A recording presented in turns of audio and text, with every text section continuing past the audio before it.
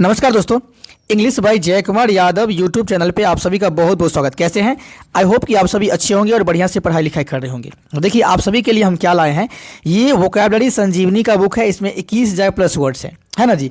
तो देखिए इसको हम यहाँ पे A to Z पढ़ाने वाले हैं। तो ये द कंप्लीट वोकैबुलरी बैच 2026 हम बोल दिए थे। जहाँ से भी हो जैसे भी हो आपको मुझे देना है। और देखिए इससे फ़ायदा क्या होगा, आप किताब पढ़ते होंगे, बुक पढ़ते होंगे, बार बार भूल जाते होंगे, लेकिन यहाँ पे क्या है कि कम समय में आपको ज़्यादा जो है रिवाइज कर सकते हैं। यानी कि इसको आप डबल स्पीड से भी देख सकते हैं। डबल स्पीड से रिवाइज करने में क्या होगा कि 10 से 15 मिनट के अंदर आपको 100 प्लस वोकैबुलरी रिवाइज करवा देंगे, जिसको बार बार देख सकते हैं। बार बार बुक खोलने की नीड नहीं पड़ेगी, है ना जी। आप यहाँ से इजीली याद कर सकते हैं। अगर आप लोगों के पास ये बुक नहीं है तो बुक ले लीजिए, अच्छा बुक है ना जी। यानी कि एसएससी ज़्यादातर क्या बोले प्रीवियस ईयर ही पूछता है और इसमें पूरा प्रीवियस ईयर का कंपाइलेशन है, तो आप ले सकते हैं इजीली। अच्छा बुक है ना जी। ये 3rd एडिशन है, तो यहाँ पे इसको हम स्टार्ट कर रहे हैं और इसको A to Z पढ़ाएंगे। तो अगर चैनल को सब्सक्राइब कर लीजिए ताकि मुझे मोटिवेशन मिले और हम बेहतर कार्य कर सके इस पर। तो चलिए अब हम स्टार्ट करते हैं। तो आज ही क्लास का यहाँ पे पहला क्वेश्चन है, देखिए क्या है जी। The state of growing to maturity, है ना। The stage of growth between boyhood and youth. यहाँ पे दोनों में से कुछ भी दे सकता है। The state of growing to maturity का मतलब होता है कि परिपक्व होने की अवस्था। यानी कि सर एक ऐसा अवस्था, state of growing to maturity का मतलब होता है परिपक्व। तो परिपक्व होने की अवस्था को क्या कहते हैं? या तो यहाँ पे ये भी पूछ सकता है the stage of growth between boyhood and youth, है ना। कि एक ऐसा स्टेज जो एक बॉयहुड और यूथ के बीच की अवस्था को क्या बोलता है। इट मीन्स यहाँ पे बाल व्यवस्था और युवा अवस्था के बीच की विकास काल को क्या कहते हैं? उसे बोलते हैं एडोलेसेंस, है ना। मतलब किशोरावस्था। उसे क्या बोलते हैं? कोई बाल व्यवस्था और युवा अवस्था के बीच के विकास काल को बोलते हैं एडोलेसेंस। क्या बोलते हैं जी? एडोलेसेंस, है ना जी। तो यहाँ पे किशोरावस्था बिल्कुल मैच करेगा, समझ गए। नेक्स्ट चलिए, अब यहाँ पे है 27 नंबर है, very attractive and easy to feel love for, है ना जी। यानी कि जो वेरी अट्रैक्टिव हो and easy to feel love for, अत्यंत आकर्षक और जिसे आसानी से प्रेम हो जाए, है ना। Easy to feel love for, जिसके प्रति, है ना, मतलब इजी से क्या कैसा फील हो जाए, लव फील हो जाए। यानी कि अत्यंत आकर्षक है और जिससे आसानी से प्रेम हो जाए, उसे क्या बोलते हैं? उसे बोलते हैं एडोरेबल। देखिए एडोरेबल का मतलब होता है अत्यंत प्यारा, मनमोहक जो होता है ना जी। तो very attractive and easy to feel love for के लिए क्या हो जाएगा जी? एडोरेबल हो जाएगा। आगे देखिए अगला है willing to take risk and try new ideas. यानी कि sir willing to take risk, जो जोखिम उठाते हैं और नए नए विचार जो है आजमाने को तैयार है। Willing to take risk and try new idea, वो ट्राई करता है न्यू आइडिया को, उसे क्या बोलते हैं? एडवेंचर्स। एडवेंचर्स का मतलब होता है जो साहसी होता है, जो जोखिम लेने वाला होता है, उसे क्या बोलते हैं जी? उसे एडवेंचरस बोलते हैं, है ना जी। तो यहाँ पे जो है ये बिल्कुल आपको ऑप्शन में दिया रहेगा। यहाँ पे क्या होगा, आपको कम समय में हम ज़्यादा जो है ना वोकैबुलरी सिखाने का प्रयास करेंगे। चलिए नेक्स्ट, लिविंग इन एयर। यानी कि सर जो हवा में रहता है, एग्जिस्टिंग अबव द ग्राउंड, यानी कि भूमि के ऊपर स्थित है, उसे क्या बोलते हैं? उसे बोलते हैं एरियल। एरियल का मतलब होता है आकाशीय हवाएं। क्या बोलते हैं जी? आकाशीय हवाएं। तो लिविंग इन एयर का मतलब एरियल, है ना। या एग्जिस्टिंग अबव द ग्राउंड का मतलब क्या होता है जी? एरियल होता है, समझ गए। चलिए next, sets for principles concerned with the nature and appreciations of beauty. यानी कि देखिए सौंदर्य की प्रकृति, यानी कि sets of principles concerned with the natures and appreciations of beauty, सौंदर्य की प्रकृति और सराहना से जुड़े हुए सिद्धांतों का समूह को क्या बोलते हैं? तो उसे बोलते हैं एस्थेटिक्स। देखिए एस्थेटिक्स का मतलब होता है जो सौंदर्य शास्त्र होता है ना जी। तो सौंदर्य शास्त्र को क्या बोलते हैं? बोलते हैं एस्थेटिक्स, है ना। एस्थेटिक्स तो एस्थेटिक्स का मतलब होता है सौंदर्य शास्त्र। तो यहाँ पे क्या हो जाएगा जी? यहाँ पे एस्थेटिक्स हो जाएगा, समझ गए। कोई दिक्कत नहीं। आगे देखिए, a list of items to be discussed at a formal meeting, है ना जी।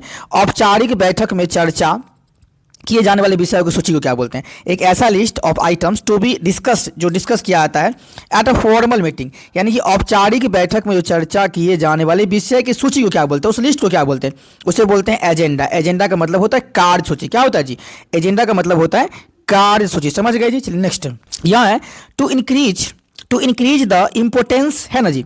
टू इंक्रीज द इम्पोर्टेंस या पोजीशन और वेल्थ, है ना, महत्व, पद या संपत्ति में वृद्धि करना, उसे क्या बोलते हैं? उसे बोलते हैं एग्रेंडाइज करना। एग्रेंडाइज का मतलब होता है उन्नत करना, बढ़ना होता है ना जी, या बढ़ाना होता है। आगे देखिए, one who is hostile and violent, जो क्या हो जी? हिंसक हो, जो शत्रुतापूर्ण हो, है ना जी, उसे क्या बोलते हैं? उसे एग्रेसिव बोलते हैं। जो आगे बोलते हैं ये आक्रामक है ना, तो उसे क्या बोलते हैं? एग्रेसिव है। यानी कि जो होस्टाइल होता है, जो वायलेंट होता है, जो हिंसक होता है, समझ गए। Next, a person who is unsure about God's existence. It mean sir जो ईश्वर के अस्तित्व को लेकर अनिश्चित हो, है ना जी, उसे बोलते हैं कि जिसको ईश्वर है कि नहीं उस पर, उसके अस्तित्व पर संदेह हो, उसे क्या बोलते हैं? उसे बोलते हैं एग्नोस्टिक। क्या बोलते हैं? एग्नोस्टिक। तो एग्नोस्टिक वो पर्सन होता है जिसको ईश्वर के होने पे जो है, उसके अस्तित्व पे जो है संदेह होता है, उसे क्या बोलते हैं? Agnostic. A person who is unsure about God existence, है ना जी, ये हो जाएगा। आगे, एक्सट्रीम फिजिकल और मेंटल सफरिंग, अत्यधिक शारीरिक या मानसिक पीड़ा को क्या बोलते हैं? उसे एगोनी बोलते हैं। बहुत पूछता है, यानी कि तीव्र पीड़ा, घोर कष्ट हो, यानी ये मैच करेगा। समझ गए जी? नेक्स्ट, अब यहाँ देखिए, अ blank book for keeping a collection of photographs, stamp और पिक्चर्स, फोटो, टिकट या चित्रों के संग्रह के लिए खाली पुस्तक। अच्छा, इसे क्या बोलेंगे? इसे बोलते हैं, यहाँ पर नहीं लिखा, इसे बोलते हैं एल्बम। क्या बोलते हैं जी? इसे बोलते हैं एल्बम। तो आप इसको याद रख लीजिए, इसे क्या बोलेंगे जी? एल्बम, है ना जी।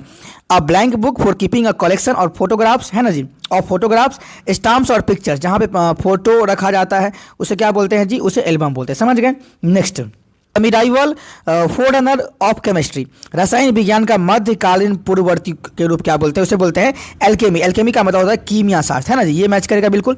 आगे है अ सब्सटेंस फॉर किलिंग अलगी, है ना, शैवाल को नष्ट करने वाला क्या बोलते हैं? तो देखिए, शैवाल का होता है जिसे बोलते हैं अलगीसाइड। क्या बोलते हैं जी? अलगीसाइड, शैवाल नाशक, है ना जी। साइड जहां भी लगा होगा इसका मतलब किसी की हत्या, है ना जी।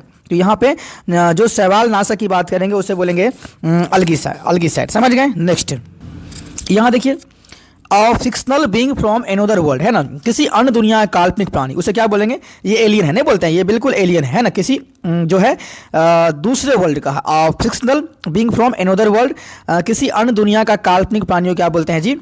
उसे बोलते हैं परग्रही है, एलियन है। समझ गए?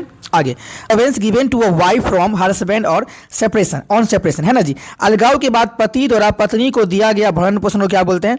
एलिमनी, है ना, गुजारा भत्ता। अगर मान लीजिए कोई भी अपनी पत्नी को छोड़ देगा, है ना जी, तो उसको अलावेंस देना पड़ेगा, उसे क्या बोलते हैं जी? जो अपनी पत्नी को देना पड़ेगा उसे बोलते हैं एलिमनी, है ना। तो ये भी पूछता है बहुत बार। समझ गए जी? Allowance given to a wife from her husband on separation, है ना, अलग होने के लिए उसको क्या देना पड़ेगा जी? गुजारा भत्ता देना पड़ेगा। समझ गए? नेक्स्ट, वर्ड दैट, है ना, begin, word that begin with the same letter, syllable और साउंड, है ना, एक ही अक्षर, शब्दांश या ध्वनि से शुरू होने वाले शब्द क्या बोलते हैं? उसे बोलते हैं, है ना, एलिट्रेशन बोलते हैं। क्या बोलते हैं जी? एलिट्रेशन बोलते हैं। एक ऐसा word that begin with the same letter से स्टार्ट होगा, सिलेबल और साउंड से स्टार्ट होगा, एक ही अक्षर, शब्दांश या ध्वनि से शुरू होने वाले शब्द को क्या बोलते हैं जी? उसे बोलते हैं एलिट्रेशन बोलते हैं, है ना जी। कोई दिक्कत? तो चलिए नेक्स्ट, अब यहाँ देखिए, soil deposited by flowing water, बहते पानी द्वारा लाई गई और जमी मिट्टी को क्या बोलते हैं? उसे बोलते हैं जलोढ़ मिट्टी, है ना जी, उसे बोलते हैं एलोवियम। क्या बोलते हैं जी? एलोवियम, है। समझ गए? इसको आपको क्या करना, याद करना है। द स्कूल, कॉलेज और university that somebody has graduated from, वो संस्था जहाँ से किसी ने शिक्षा प्राप्त की हो, है ना, मातृ संस्था, उसे अल्मा मेटर बोलते हैं, है ना जी। पहला संस्थान को बोलते हैं जहाँ पे आप पहला पढ़ाई स्टडी स्टार्ट किए, है ना जी।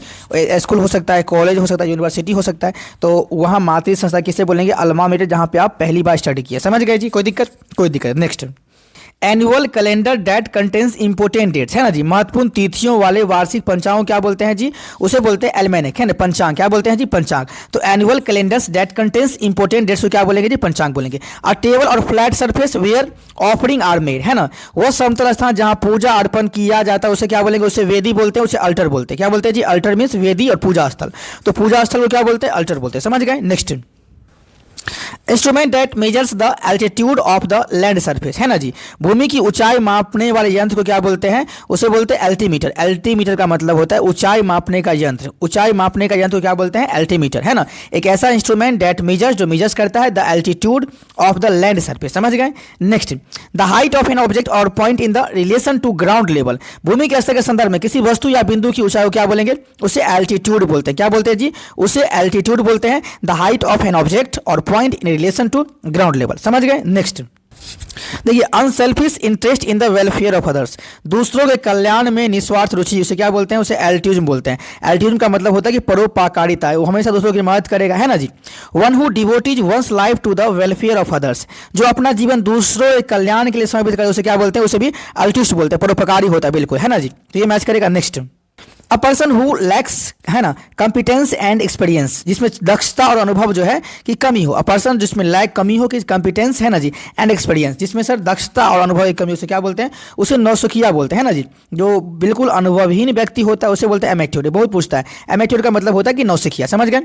अ diplomatic representative in another country, किसी दूसरे देश के कूटनीतिक प्रतिनिधि को क्या बोलते हैं? उसे बोलते हैं एम्बेसडोर। क्या बोलते हैं? राजदूत। क्या बोलते हैं? समझ गए? एम्बेसडोर है। Next, a person who can use both his या हर हैंड्स इजिली, जो दोनों हाथ का प्रयोग करता है उसे बोलते हैं एम्बीडेक्स्ट्रस, जो दोनों हाथ से निपुण हो उसे क्या बोलते हैं एम्बीडेक्स्ट्रस, है ना जी। एक ऐसा पर्सन हु कैन यूज कर सकता है बोथ, है लड़का और लड़की अपना हैंड इजिली, है ना जी। आगे, the characters and atmosphere of a place, किसी स्थान का वातावरण और माहौल को क्या बोलते हैं, उसे बोलते हैं एम्बियंस, मतलब होता है वातावरण, समझ गए। Next, a statement open to more than one interpretation, है ना जी, उसे क्या बोलते हैं किसी कथन के लिए एक से अधिक अर्थ निकले तो उसे बोलते हैं एम्बिगुअस। अस्पष्ट जो हो, है ना जी, एक से यानी कि कई अर्थ निकलने वाला क्या बोलते हैं एम्बिगुअस बोलते हैं। एक ऐसा स्टेटमेंट जो open to more than one interpretation उसे बोलते हैं एम्बिगुअस, मतलब जो अस्पष्ट हो जिसका एक से अधिक अर्थ निकले, समझ गए।